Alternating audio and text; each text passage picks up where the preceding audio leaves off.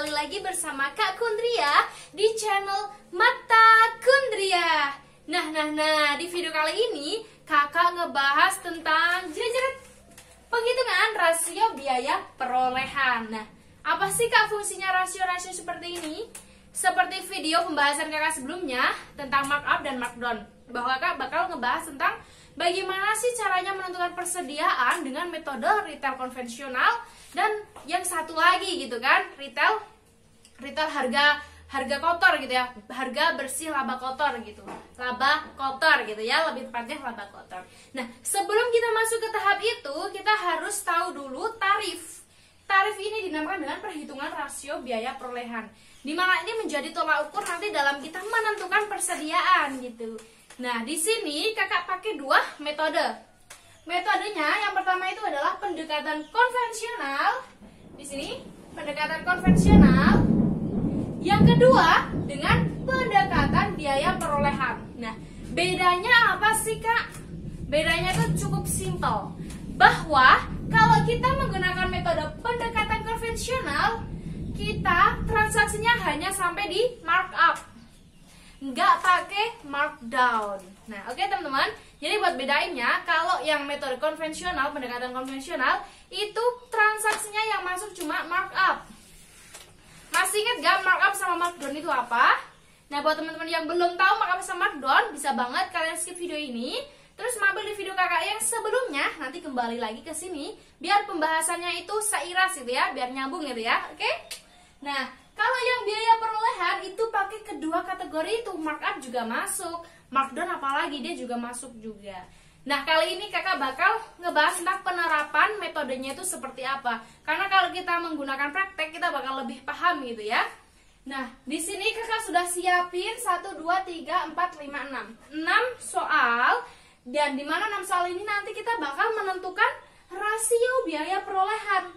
Rasio ini nanti akhirnya itu berakhir itu dengan prosentase. Dimana prosentase ini nanti kita kalikan dengan harga dari retail tersebut di akhir gitu ya. Kita kalikan itu nanti bertemu dengan yang namanya persediaan akhir. Jadi persediaan akhirnya next video setelah ini gitu ya. Oke, kita langsung masuk saja. Kakak buat seperti ini 3, dimana yang paling penting di sini biaya perolehan sama biaya harga retail. Nah, dari sini nanti kita masukkan soalnya gitu ya. Mau dibuat kolom atau enggak itu terserah. Ini hanya untuk membedakan antara biaya perolehan sama harga retail gitu ya. Kita masuk aja di bagian pertama. Di mana bagian pertama ini kakak bikin dulu yang metode rasio dengan pendekatan konvensional. Konvensional, ingat kan? Bahwa konvensional dia tidak memakai transaksi ini markdown. Jadi ini no markdown. Jadi ini nanti transaksinya hanya sampai markup gitu ya. Oke, kita masuk di awal. Di awal ini ada keterangan bahwa persediaan biaya perolehan senilai 50 juta. Dan yang kedua, persediaan awal harga retail 100 juta. Nah, kita tulisnya tuh seperti ini teman-teman. Di sini persediaan awal. Kita tulis satu kali aja. Persediaan awal biaya perolehan berapa? 50 juta. Kita tulis di sini 50 juta. Nah, sedangkan di persediaan harga retail di sini tertera 100 juta. Ya udah, kita tulis di sini RP 100 juta. Nah, seperti ini. Nah, terus di transaksi selanjutnya itu ada markup. Markup 300 juta. Ini transaksinya kurang pembelian gitu ya. Kakak tambahin aja. Di sini tambahin soal pembelian aja ya, biar bertambah. Pembelian dimana di biaya perolehan kita dapatnya kakak ibaratkan di sini 100 juta ya. Nah, sedangkan pembelian di harga retail di sini kakak tulis 150 juta. Ini ibaratnya soal, biar lebih transaksinya lebih banyak itu. Sebenarnya ada lagi kayak misalnya itu retur pembelian. Di mana retur pembelian nanti masuk di pengurangan pembelian hanya di bagian biaya perolehan. Nah, itu nanti kakak bahas secara lebih mendalam di persediaan akhirnya gitu ya. Jadi next video itu. Oke, sekarang kita masuk aja. Ini ada pembelian ya.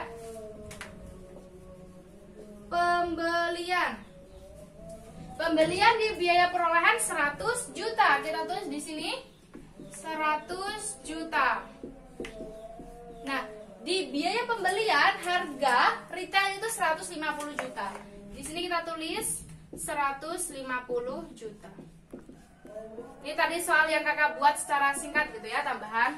Nah, sekarang kita lanjut lagi markup. Markup itu kan namanya penambahan.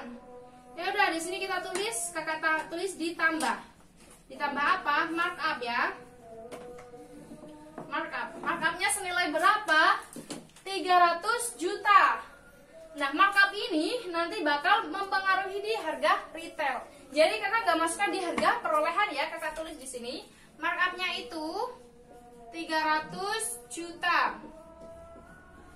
Nah, terus ada lagi pembatalan markup. Pembatalan markup berarti dia sifatnya mengurang gitu ya.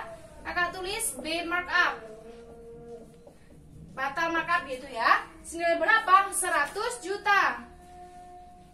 Pembatalan markup 100 juta. Ini salah, harusnya 300. Nah, seperti ini ya. 100 juta. Nah, ini kita kurangkan berarti berapa? 200 juta ya. Kita tulis di sini 200 juta. Nah, dari sini nanti dia masuknya di bagian retail. Nah, sini ya. Berapa? 200 juta. Nah, 200 juta ini dinamakan dengan neto markup. Neto markup gitu ya. Nah, ini kan untuk metode pendekatan konvensional. Jadi untuk soalnya tuh hanya berhenti di sini.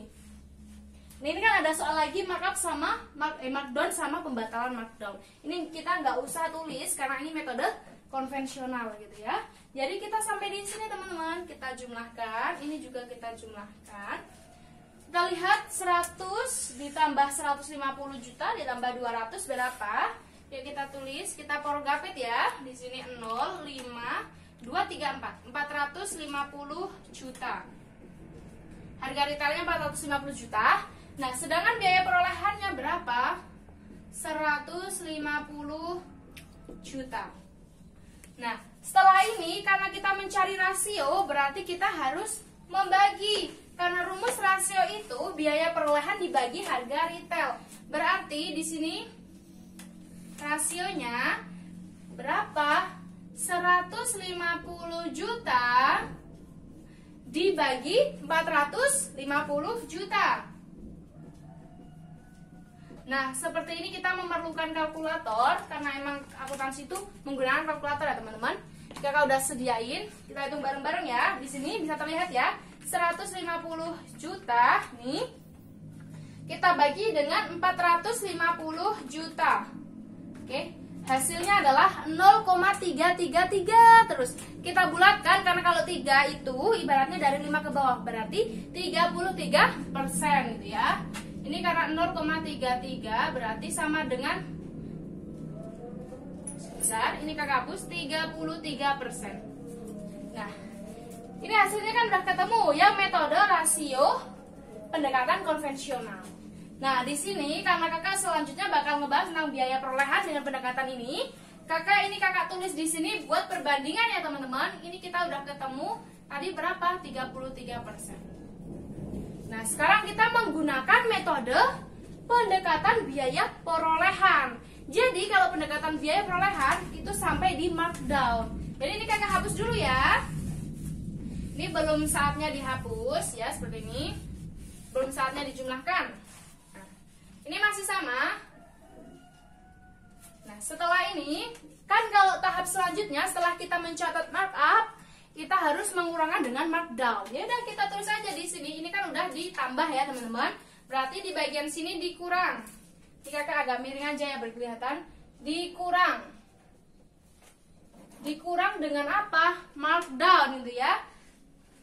Ini kakak tulis segini. Markdown. Markdown ini nanti sifatnya mengurang. Markdownnya berapa di sini? 250 juta. Oke, kita tulis di sini juga Rp 250 50 juta. Nah, ada lagi nih pembatalan markdown senilai 200 juta. Yaudah kita tulis batal markdown. Berapa? 200 juta ya. 200 juta. Ini kita kurangkan, 250 kurangi 200 juta berapa? 50 juta.